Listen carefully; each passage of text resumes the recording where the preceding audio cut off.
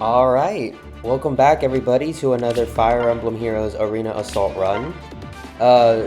If you're wondering how I'm uploading a video on a week where Arena Assault isn't active, it's because this is actually my run from last week, and I'm just late to getting to uploading it because I've just been busy this past week with a bunch of other stuff. So yeah, apologies for that, but here's the run, and of course the big thing we're going to be talking about in this video is the release of Engage, of Fire Emblem Engage. So I got my copy of Engage on launch day, which is actually the same day I recorded this. I have not made it too far into the game yet. I think I just finished chapter 6 or 7, whichever the chapter is that you get Yunaka in. That's the chapter I just finished. And then I also... Well, that's the main chapter I just finished, and then I also, been waiting for this. I also just last night actually, I just got, finished the paralogue where you get, Tiki's Emblem Ring. So yeah, I bought the DLC for that already. So far I've been enjoying the game, for the most part. Gameplay-wise, it's very fun. I like the unique mechanics of the game so far. I think the Engage mechanic is very implemented and adds a lot of fun creativity, I think, to your gameplay and your team building, because you can shuffle around what units use what rings, and you can experiment with a bunch of different ideas, like what if you gave the ring to a different character. So that's really fun. I did get the Alphonse, Sharena, and Anna rings that you get from the bonus download code from the Engage celebration event. I'm still working on experimenting who exactly I want to give each of the rings to more definitively, but so far I've enjoyed having Fensalier, Sharena's weapon, on Lewis as an armor tank, because then he can sit in the front lines, tank hits, and then debuff enemies on the next turn. But I'm still experimenting with stuff. I will say, so far, it doesn't seem like there's too many options yet on characters who let me rephrase that. I feel like there's some character combinations that are more set in stone that you're supposed to use than others, namely Alir Marth, because of the fact that, well, for one thing, obviously story-wise, Marth is the first character or first emblem you summon, and he's one of the main ones you see in the story cutscenes and stuff. But also, just the fact that, at least so far, there have not been a lot of other sword characters, so you can't really... I mean, you could still obviously use the other abilities. He's on Lodestar Rush and stuff like that, but then you can't access Rapier, which is a very useful weapon at times. So there's things like that I think are a little odd, but otherwise I think where I wish they gave us more options of who, in terms of weapons, who can use what. But I'm sure that's something that'll be fixed as I progress through the game and get more characters. So I'm not really that worried about it right now. Again, I only just started. From what I hear, story-wise at least, the game doesn't really pick up until later, a lot later. I don't remember how much later exactly, but where to? Yeah, and story-wise, Candy, please. so I had read some spoiler-free reviews about the story before playing it. So I know people have talked about how The gameplay for the game is great, but the story is a bit whatever. Obviously, having not made it too far into the game yet, I haven't seen like a whole lot of crazy stuff yet. I admittedly did not have, I admittedly did not have the highest expectations going into the game anyways. Not trouble me. Well, the reviews I don't think helped it, but in general, like, I obviously wanted a good story, but I wasn't expecting anything super crazy considering this is, well, it's obviously like the next mainline game, but considering it's still, like, thematically, it's still like a unique spin-off, you know, serving as a celebration of the series with like being able to summon all of the other lords and stuff. You know, I still wasn't, you know, expecting anything too crazy. So, I don't know, maybe I'll have to wait and see what I really think of the story until I progress through more of the game, obviously, but so far, I mean, I'm not gonna be I don't think I'm gonna be too bothered if the story is a bit whatever, and if it is, I'm waiting more to be pleasantly surprised than, severely disappointed, but we'll see what happens. So far, I haven't minded it, though. I think the only thing that's really bothered me so far is, in terms of the story, is just that, well, I guess spoilers for early chapters of Engage. I think the Lumera death scene came a little quickly, I think. We didn't really get a lot of, it happened in like immediately in like chapter 3, and we didn't really get a lot of opportunities to see Alir and Lumera bond after Alir forgot who she was before she dies off.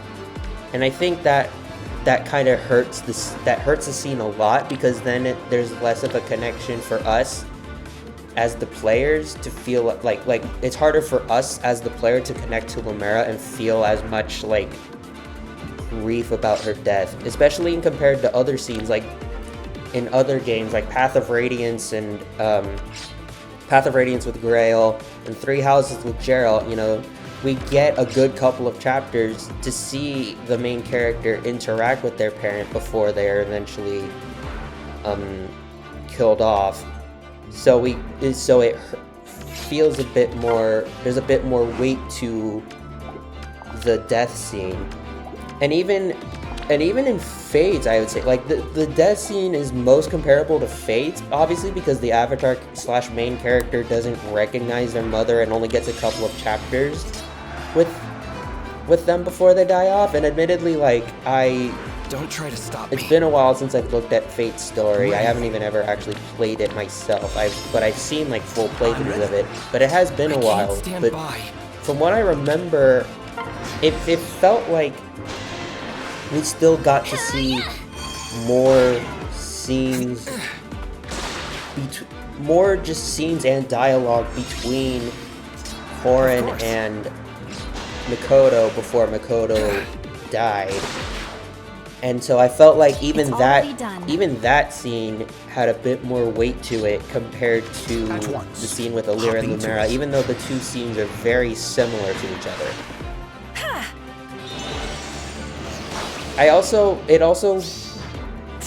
The way the scene played out bugged me a little, because, you know, obviously the big difference with this is that instead of it being like there being a finishing blow that finishes her off quickly, it's lost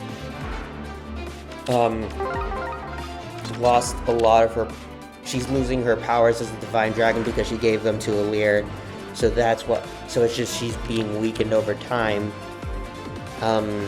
So obviously, you know, that makes sense as to why the death scene was slower, but even then, it felt like there was a lot of dialogue in this scene, and which kind of, I think, took away from it, because it was the fact, for me, it was the fact that she was able to get so much dialogue out. She basically got everything she wanted to say out before she ended up dying, and like you know, obviously in the context, I understand how that's possible, but it still felt like it caused the scene to drag on longer than it needed to. And that's one of the things one of the gripes I've had with the story so far, which is less like a actual plot thing and more just like a way it's presented.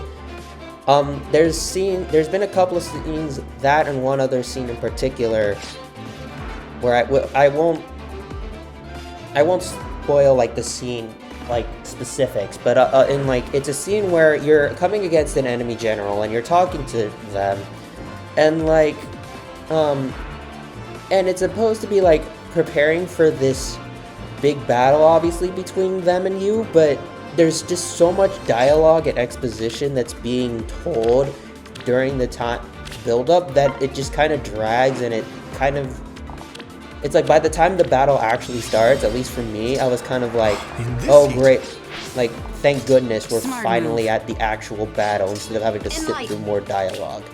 I don't know if that's like a shared sentiment with other people, but that's how I felt about it. Like there's been a couple those scenes where it's supposed to lead up to this big moment, whether it's the battle or the death scene, but there's just so much dialogue that it kind of drags as a that's just dragged through as a result, that it just kind of gets annoying to sit through. For me, at least, that was a big issue. Right. Who shall I become? I haven't seen too many of those scenes in general, so it's hard for me to like. So it's not like it's like a super bad issue, but it's definitely one that has been a bit difficult so far.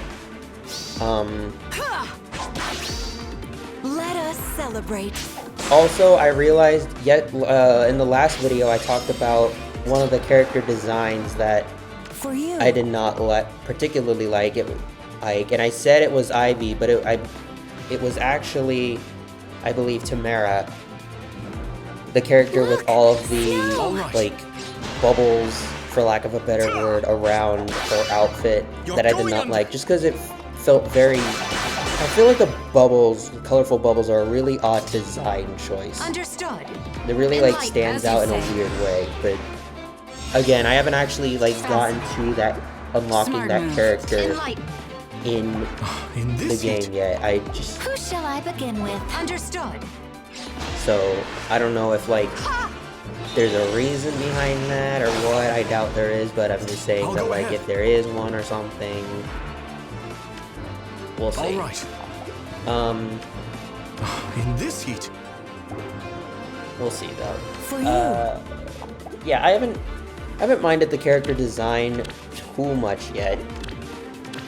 Outside of that, look, snow. I mean, yeah, the designs are very unique. All right. Compared to I think other games, but I haven't minded them too much so far. Right. As a whole. Fascinating. Except for one of the bosses.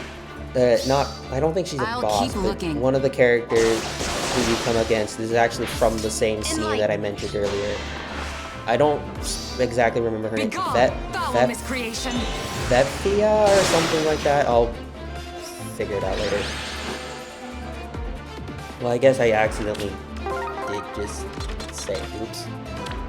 That's my bad, but you see her early on, so it's not really like a spoiler in terms of like the overall plot. It's just not something you're really supposed to know until I think the scene, but so that's my bad. But her design is very I don't like it. I'll just leave it at that.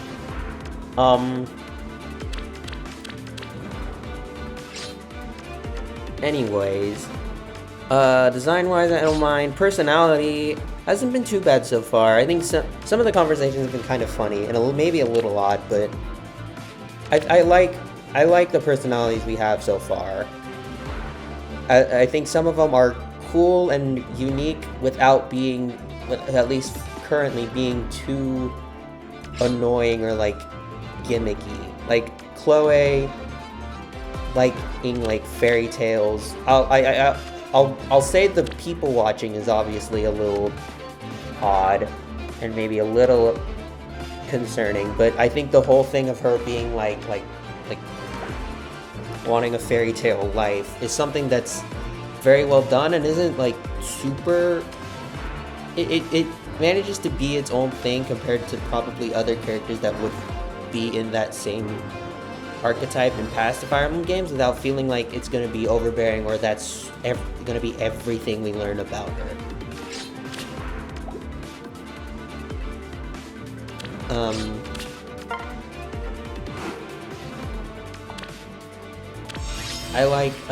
I also like Clan and Fram. I think their whole thing of being like the Divine Dragon fan club is hilarious. And it's just funny to see. Here I go. Yeah, so far I've had a pretty pleasant experience with Engage just as a whole. So hopefully that keeps itself up. As I continue to play more of it. So getting back to the actual run, as you see, we have an Are we in sync? Need a breather? what's the word? Alib, my bad, I blanked on the continent name. Alib theme team, Looking good. and I get to break out Summer Sylvain and Summer Dorothea, who I've paired together because that's one of my favorite pairings in Three Houses. And as you probably saw, I also picked them both up from the Hall of Forms. I picked Summer Sylvain up because I wanted a plus, as you can see, he was a +10 project of mine. Ready as ever. And I picked up Dorothea specifically so that I could pair her with him because I wasn't able to pull her ever whenever I went to pull on that banner. So yeah, Sylvain has a typical Pledgian Torch build. He's running attack speed menace instead of attack res because of the fact that Dorothy is a dagger unit and she can easily debuff res, so I don't need to worry as much about about that, or about like having to debuff res to activate the res debuff from Pledgian Torch. And Dorothy is running the standard Split Fan Wind Sweep build. She's not running lethality because I couldn't find it during the Hall of Forms, but to be honest, I'm kind of okay with that because like this way when she, sounds like fun. Ruptured Sky has a lower cooldown, so with Time's Pulse, which I did get on her, I'm able to activate it on every hit, assuming like I don't get affected by like guard or something. And she's running. I know people are more likely run attack speed ideal on her instead of unity, but I couldn't find ideal, and to be honest, I kind of prefer running unity on her anyways, because A, she's already going to be very close to Summer Sylvain as is to get the support bonuses. B, it'll help against like debuffs, which I imagine which will probably be pretty common depending on where I use her. And C, I personally am not the biggest fan of running ideal skills on characters who don't give themselves physical bonuses. I know like in this day and age with all of the like stat buffs and stuff that are very easy to get, it's not like the hardest thing in the world to activate anyways, so it's really not like that big of a deal. But just for me personally, if I'm going to give a character an ideal skill, I'd want to give them the ideal skill and a skill that they can use to activate it, so I don't have to worry so much about bringing another unit specifically for that purpose. So that's why she's running unity instead of ideal.